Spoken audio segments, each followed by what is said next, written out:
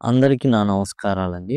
ఎవరైతే టెట్ రాస్తున్నారో మీకు తెలిసిన విషయమే 2025 అక్టోబర్‌లో కొన్ని నూతన అంశాలను యాడ్ చేసిన విషయం మనకు తెలిసిందే. ఆ విషయాన్ని మనం డిస్కస్ చేయడం అయితే జరిగింది. మీరు చూసినట్లయితే ఈ విధంగా వీడియోస్ మనం ఏవైతే న్యూ టాపిక్స్ ఉన్నాయో కొత్తగా చేర్చినవి అనేసి మనం అయితే డిస్కస్ చేసాం. స్కూల్ అసిస్టెంట్ ఇంగ్లీష్‌లో న్యూగా యాడ్ అయినయి ఏంటి? అట్లానే స్కూల్ అసిస్టెంట్స్ అదర్ సబ్జెక్ట్స్ ఏవైతే ఉన్నాయో అక్కడ యాడ్ అయినవి ఏంటి? అట్లానే ఎస్‌జిటికి సంబంధించి కొత్తగా యాడ్ అయినవి ఏంటి? ఇవన్నీ కూడా మీకు కొత్తగా యాడ్ అయిన అన్నీ కూడా ఏవైతే ఉన్నాయో అవన్నీ కూడా ఒక ప్లే లిస్ట్‌లో అందిస్తే బాగుంటుంది అనే ఉద్దేశంతో వాటిని విడిగా ఇంకో ప్లే లిస్ట్‌లో అందించడం జరుగుతుంది. అది యాక్చువల్‌గా మీకు బ్లాగ్ ఆల్రెడీ చెప్పాను గదా! పీసీవి ఇంగ్లీష్ essay.blogspot.com ఇది స్కూల్ అసిస్టెంట్ ఇంగ్లీష్ వాళ్ళకి సంబంధించి ఆ బ్లాగ్‌లోనే న్యూ టాపిక్స్ ప్లే లిస్ట్ అని ఉంటుంది. అట్లానే ఏదైతే ఎస్‌జిటి వాళ్ళకి సంబంధించి ఉంటుందో దాంట్లో కూడా స్టార్టింగ్‌లోనే మీకు ఈ గ్రామర్ తర్వాత ఇక్కడ కింద మీకు న్యూ టాపిక్స్ ప్లే లిస్ట్ అని ఉంటుంది.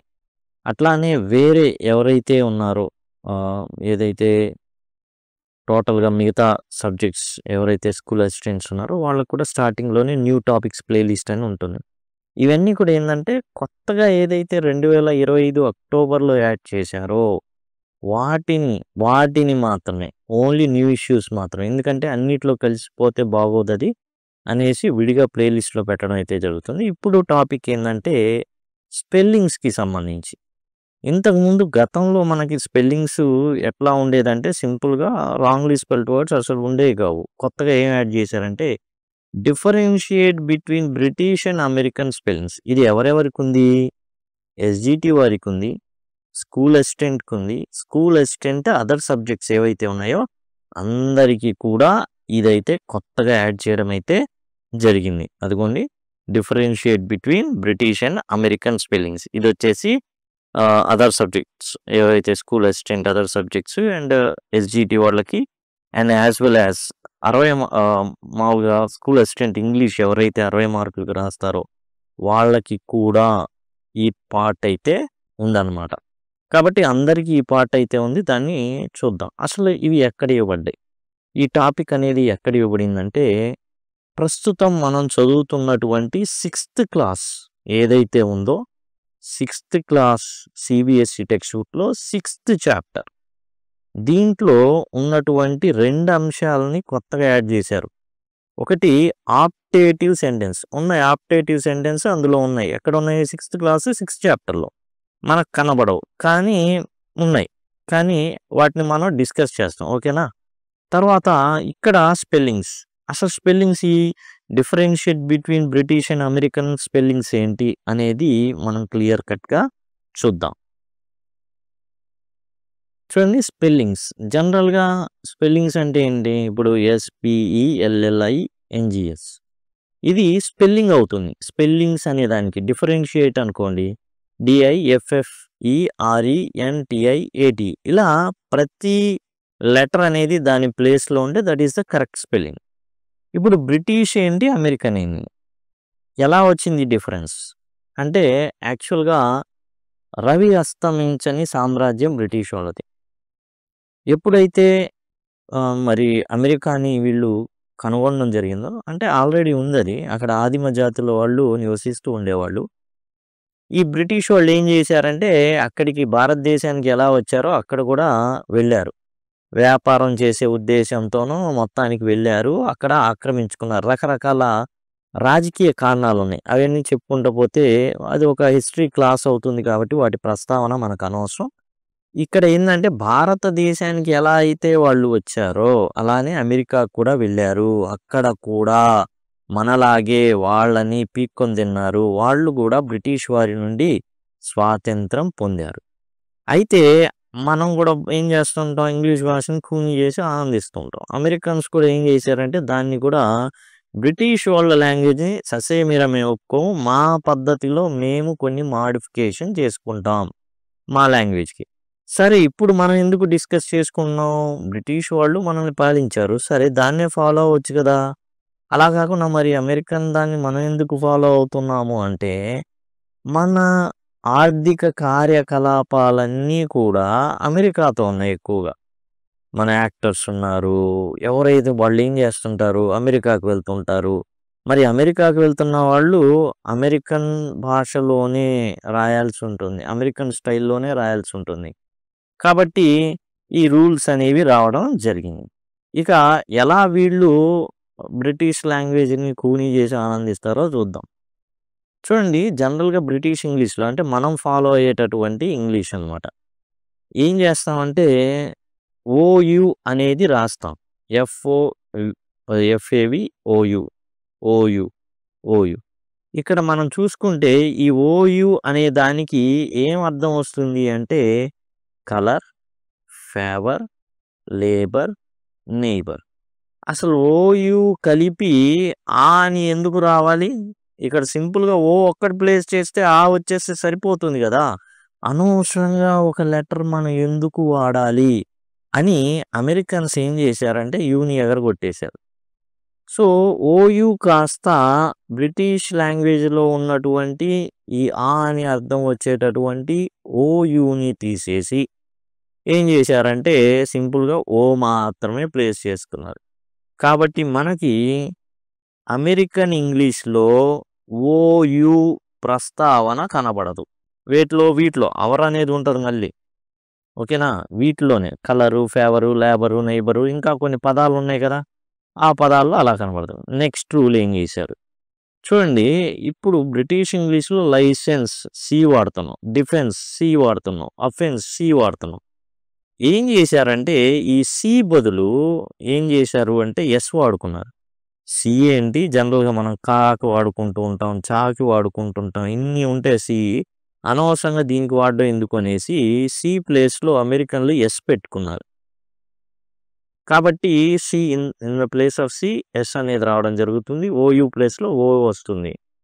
నెక్స్ట్ రూల్ వీళ్ళు ఏం చేసుకున్నారంటే ఇప్పుడు సెంటర్, థియేటర్, మీటర్, ఫైబర్. మనం పలుకుతుంటే ఎలా పలుకుతుంది? ఈఆర్ చివర్లో ఉన్నట్టుగుంది. ఈళ్ళేం బ్రిటిషోళ్ళురా బాబు! ఇలా చేశారు. ఆర్ఈ కాదు. ఆర్ఈ ప్లేస్‌లో మనం ఏం చేయాలి అంటే ఈఆర్ పెట్టుకోవాలి. థియేటర్ ఆర్ఈ కాదు ఈఆర్. మీటర్ ఆర్ఈ ఏంటి? ఈఆర్ ఉంటే సరిపోతుంది కదా! కన్‌ఫ్యూజన్ ఎందుకు? ఆర్‌ని లోపల నెట్టి ఈని బయటికి నెట్టడం దేనికి? అది ఎందుకు అని ఆర్‌ఈ ప్లేస్‌లో ఈఆర్ చివర వచ్చేటటువంటి ఆర్‌ఈ మధ్యలో కాదండి. చివర్లో వచ్చేటటువంటి ఆర్‌ఈ ప్లేస్‌లో ఈఆర్ అయితే ఉంచడం జరిగింది. ఆ రకంగా మార్పులైతే చేయడం జరిగింది బ్రిటిష్ ఇంగ్లీష్‌లో. ఈ విధంగా చూడండి ఆర్‌ఈ ప్లేస్‌లో ఈఆర్‌ని వాళ్ళు ప్లేస్ చేసుకున్నారు. సో, ఇప్పుడు దాకా మనం చూసిన దాంట్లో రూల్స్‌లో ఏమేమి వచ్చినియి అంటే సి ప్లేస్‌లో ఎస్ పెట్టుకున్నారు. ఓయు ప్లేస్‌లో ఓ పెట్టుకున్నారు.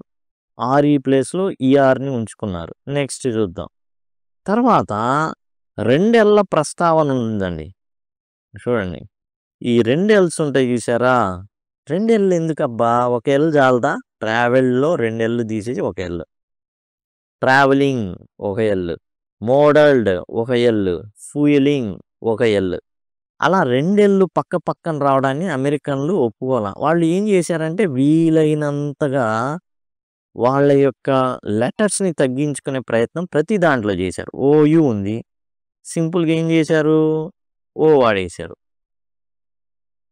కాబట్టి ఎప్పుడైనా 2 ఎల్ ప్లేస్‌లో ఒక ఎల్‌ని వాడడం మొదలుపెట్టారు. ఈ విధంగా వాళ్ళేం చేశారు అంటే వాళ్ళ లెటర్స్‌ని ఏం చేశారంటే తగ్గించారు. నెక్స్ట్ వచ్చేసి కేటలాగ్, జీఈ, డైలాగ్, జీఈ మనం డైలాగ్ ఇలానే రాస్తాం. కానీ ఇప్పుడు ఈ యూఈ ఉంది అవసరమా? జనరల్‌గా పలకండి. కేటలాగు, డైలాగు ఆ లాగులు ఎందుకు బాబు అనేసి జస్ట్ ఏం చేశారు అంటే ఈ కేటలాగు, డైలాగు వాళ్ళకి నచ్చల. జీతోనే ఎండ్ చేశారు. Catalogue, dialogue. అంతేకాదండి చెక్ ఉందనుకోండి. చెక్ అనేది బ్రిటిష్ దాంట్లో ఇట్లా రాస్తారు. బ్రిటిష్ ఇంగ్లీష్ ఇది. ఇది చెక్. మనం దీన్నే చెక్‌గా భావిస్తాం. కానీ అమెరికన్ ఎలా రాస్తారు? ఇదేం చెక్‌రా బాబు క్యూ పెట్టాడు ఇందులో. అది మనకొద్దు గానీ ఇలా రాసుకుందాం. అదేంది చెక్ అంటే చెక్‌మేటు, చెక్ పెట్టడం ఇయన్నీ ఉన్నాయి గా అంటే ఇయన్నీ గాదు. పలకడం గావాలి మనకి. హోమోనిమ్స్, హోమోఫోన్స్ ఇట్లా చాలా లేవు. అది కూడా ఒకటి పడి ఉంటుంది. బ్యాంక్ అన్నారు. ఏం బ్యాంకు? డబ్బులు దాచిపెట్టుకునేదంటే బ్యాంక్ అంటే నదీ తీరం కూడా ఉంది. మరి అంటే అప్పుడు చెక్ని మేము ఎందుకు ఇలా రాసుకోకూడదు? మన దాంట్లోనే చెక్ ఒక స్టోరీ చెప్తా, చెక్ ఇలా అని రాస్తే కింద కామెంట్ సెక్షన్లో పెట్టాడు. ఇదేం సార్ CHECK చెక్ ఎందుకు అయింది? CHEQUE కదా అన్నారు. అప్పుడు నేను చెప్పాను అనమాట. అమెరికన్ ఇంగ్లీష్లో CHECK వాళ్ళు చాలా ఏం చేశారంటే ఇలాంటి మాడిఫికేషన్స్ స్పెల్లింగ్స్లో తెచ్చుకున్నారు. ఆ మాడిఫికేషన్స్ మనం ఇప్పుడైతే డీల్ చేశాం.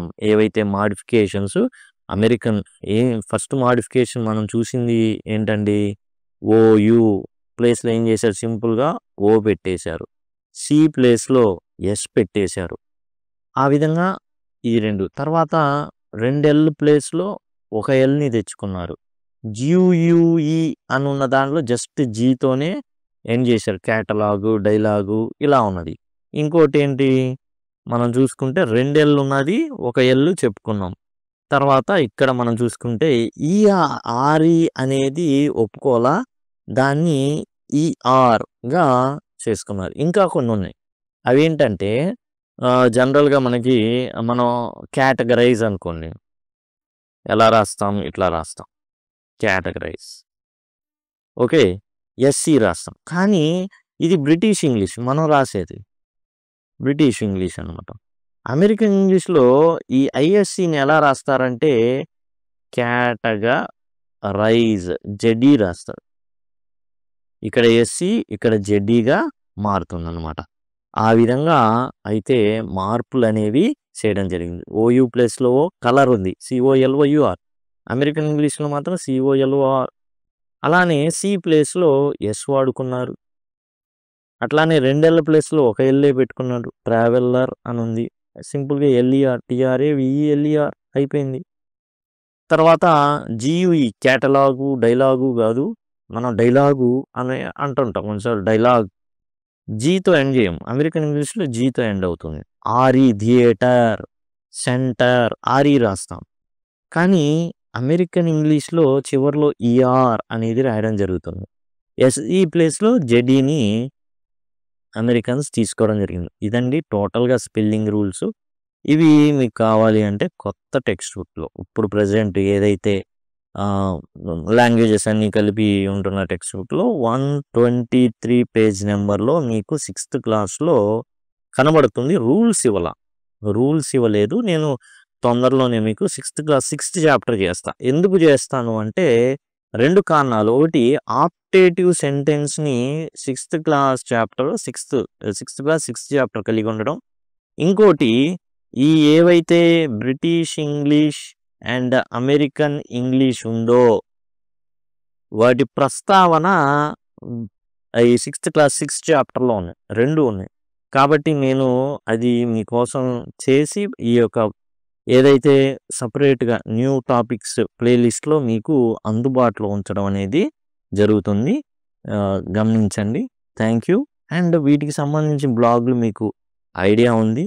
అండ్ ఏంటంటే టోటల్గా అన్నీ కూడా ఒకే చోట ఇవ్వడం జరిగింది, మాటికి వెతుక్కోకుండా. మీకేమైనా పాతవి కనబడినాయి అంటే దాని అర్థం ఏంటంటే కొత్త వాటిలో వాటి ప్రస్తావన లేదని, లేదా ఉన్న అంత పసలేదని. ఒకవేళ కొత్త వాటిలో ఉన్న పాత ఎందుకు ఉంచానంటే అందులో మ్యాటర్ ఉండబట్టే ఉంచడం జరిగింది. చాలా ఉపయోగపడతాయి. Thank you. Thanks a lot.